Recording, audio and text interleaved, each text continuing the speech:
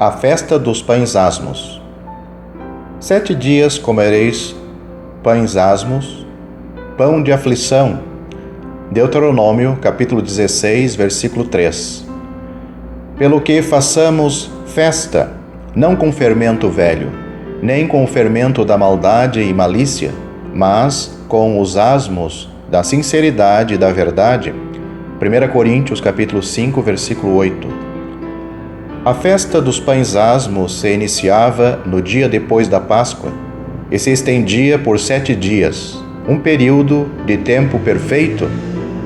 O cordeiro era sacrificado no 14º dia, ao pôr do sol.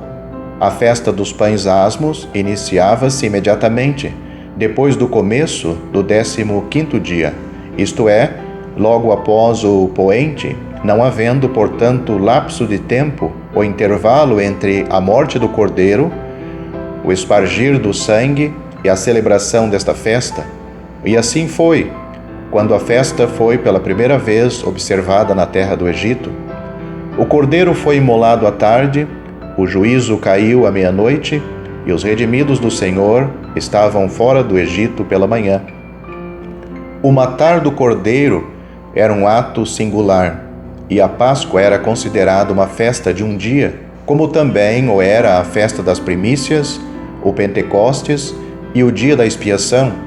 Estas festas de um dia apontam para certos grandes feitos da mão de Jeová, certas operações suas, definidas, perfeitas e completas em si mesmas, enquanto as festas de 7 ou 8 dias apontam para os efeitos destes atos e os seus resultados em bênção para o povo de Deus. Assim, enquanto a Páscoa é um tipo da morte de Cristo para com Deus, a festa de 7 dias dos pães asmos aponta para todo o curso e o caráter da vida do crente na terra, do dia da sua conversão em diante. Fala da comunhão com Deus, baseada na redenção, em santidade e verdade. O sangue de Cristo é a base de toda a verdadeira comunhão com Deus. A pessoa de Cristo, o alimentar-se do cordeiro sacrificado, é o único meio pelo qual a comunhão pode ser mantida, e o alimpar do fermento a condição necessária para o gozo desta comunhão. Temos a exposição do próprio Espírito Santo desta figura, plenamente feita em 1 Coríntios capítulo 5, versículos 7 a 8. Cristo, nossa Páscoa, foi sacrificado por nós, pelo que façamos festa, não com fermento velho, nem com fermento de maldade e malícia, mas com os asmos da sinceridade e da verdade. O sangue nas ombreiras e na verga da porta era o alicerce de tudo, não apenas de segurança, mas também de paz. Não poderia haver um alimentar-se tranquilo do cordeiro, nem certeza de segurança sem ele. Tampouco pode haver verdadeira comunhão com Deus até que haja compreensão da salvação e uma paz estabelecida com Deus. Com isto assegurado, então o cordeiro assado no fogo era posto na mesa e os redimidos podiam reunir-se para celebrar a festa. Que festa para a alma remida é a pessoa de Cristo, o Santo de Deus santificado pelos pecadores.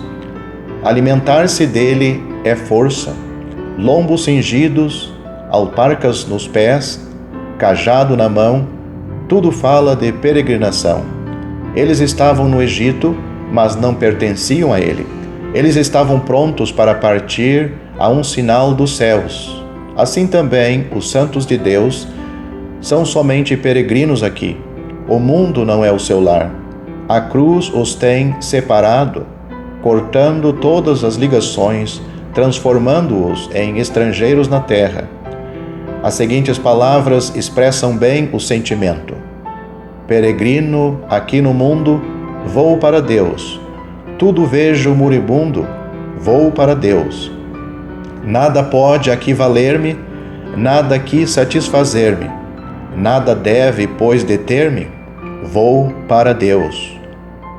O guardar da festa no Egito, no deserto e em Canaã, o lugar onde Deus havia posto o seu nome, seria sempre igual. As coisas em redor do povo mudariam, mas a festa continuaria a mesma. Redenção como a base da comunhão com Deus é imutável, seja como estrangeiros no mundo, prontos para partir, como em Êxodo capítulo 12, versículo 2, ou como peregrinos no deserto, em viagem, como em Números capítulo 9, versículo 3, ou como possuidores da terra da promessa, como em Josué capítulo 5, versículo 10, a festa era exatamente a mesma. Disso aprendemos que a comunhão dos santos é a base da redenção, sustentada pelo alimentar-se de Cristo, mantida em santidade e separação do mal. Estes são princípios de valor eterno, imutável, como o próprio caráter de Deus. A festa deveria ser celebrada com pães asmos, e nenhum fermento, nem pão levedado deveria ser encontrado nas suas habitações. Devemos notar o quão severa e absoluta era a ordem de Jeová acerca do fermento e de seu uso. Êxodo capítulo 13, versículo 7. Pão levedado não poderia ser comido. Fermento não poderia ser visto. Fermento não poderia ser permitido nas suas casas.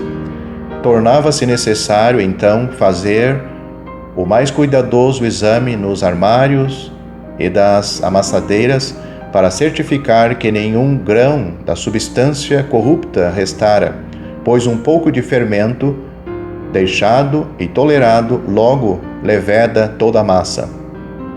O fermento é uma figura do mal, apenas mal e sempre mal, e de tanto mal que permeia e carrega consigo a corrupção onde quer que se instala. Nada disso pode ser permitido onde se busca comunhão com Deus. Sempre haverá a natureza do pecado, mas a prática do pecado, o pecado se manifestando em obras, não pode haver, pois de outro modo a comunhão com um Deus Santo se torna impossível. Despojai-vos do velho homem, deixai toda a malícia, deixai a mentira. São as palavras que mostram o que Deus pretende ao falar do limpar do fermento para aqueles que desejam comungar com Ele. Fermento velho pode significar os velhos hábitos, pecados antigos e antigas associações, toleradas e amadas antes da conversão. Esses, especialmente em momentos de descuido, são capazes de empregar seu poder para aprisionar o crente. Embora seja humilhante, é bom lembrar que as raízes de todo o pecado de que o homem já foi culpado permanecem na carne, e se não fosse pela restrição do Espírito, brotariam e produziriam o seu fruto. Mas, se isso é o que significa fermento velho, o que seria o fermento novo? Será que não nos faz lembrar do fato que existem outras formas do mal, das quais os crentes são alvo, e que, em caso de descuido, negligência e autossuficiência, podem estragar sua comunhão com Deus, tanto quanto os piores pecados dos dias anteriores ao novo nascimento fariam? Inveja, ciúmes, jactância, presunção nas coisas espirituais, espírito sectário, o desejo de sobressair-se e uma multidão de outros pecados relacionados, aos quais os não convertidos não são expostos e que Satanás usa no círculo da comunhão dos santos para o mal e a corrupção de uma forma que não seria possível no mundo. Tais pecados e tudo o que conduz a eles devem ser julgados e retirados da vida do santo e da igreja dos santos para que a comunhão com Deus seja mantida. Durante 7 dias eles comeram pães asmos. Os asmos da sinceridade e da verdade é a resposta do Espírito Santo para esta parte do tipo, o lado positivo do ensino. O despojar-se do fermento é o lado negativo. Comer os pães asmos é o lado positivo e é bom lembrar e dar lugar a ambos. Verdades unilaterais são perigosas, tanto positivas como negativas, e quando levadas a extremos, se tornam desastrosas.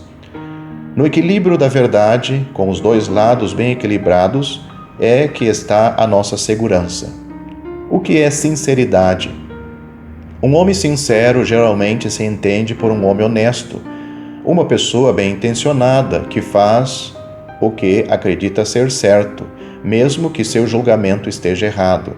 A palavra em Filipenses capítulo 1, versículo 10 quer dizer puro quando visto à luz do sol.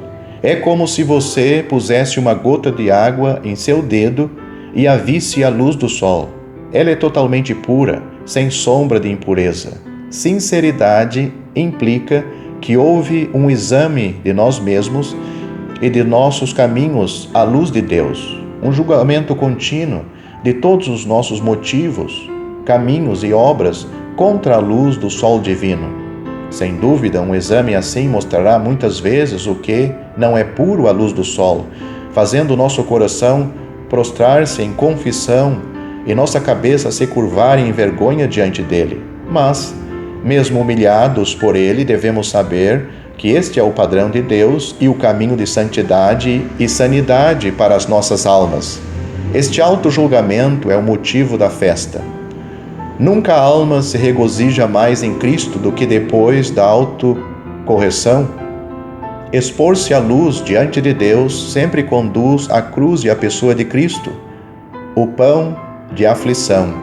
Deuteronômio capítulo 16, versículo 3, faz parte da festa, do começo ao fim. E verdade. Isto também faz parte da festa. A verdade de Deus, o seu santo conselho, precisa ter o seu lugar.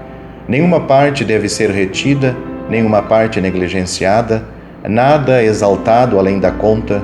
Assim, a comunhão dos santos, um assunto muito falado, mas pouco conhecido, primeiramente com seu Deus e depois entre os irmãos, será mantida e continuará ao longo dos 7 dias da vida terrena, até aquele momento em que a manhã da ressurreição brilhará, e os que velam e vigiam, juntamente com os que dormem, serão introduzidos na comunhão indissolúvel da festa celestial, onde o Cordeiro está no meio do trono, cercado pelas multidões que proclamam: Santo e digno.